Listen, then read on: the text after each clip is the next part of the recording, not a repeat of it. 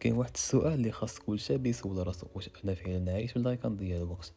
حيت بصراحه بزاف ديال الشباب اليوم ضايعين، ماشي حيت هما ضعاف، ولكن حيت ما عارفينش فين غاديين. كنفيقوا الصباح، كنشدو التليفون، كنعرضوا في السوشيال ميديا، كنشوفوا حياة ناس اخرين باينه زوينه، فلوس، سفر، نجاح، وكنبداو نقارنوا راسنا بهم، وكنحسوا براسنا ناقصين. وهذا الاحساس هو اللي كيخلي الطموح بشويه بشويه. المشكل ماشي غير في السوشيال ميديا، المشكل حتى في غياب الهدف.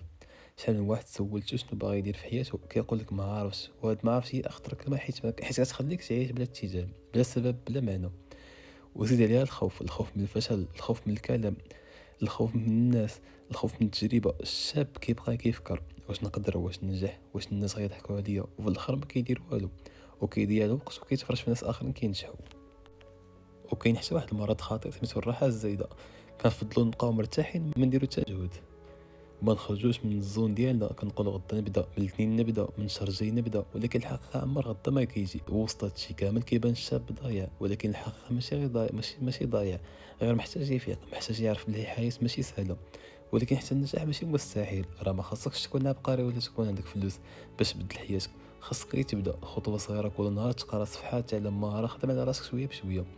وما تقارنش راسك حتى بواحد. كل واحد عنده الطريق ديالو.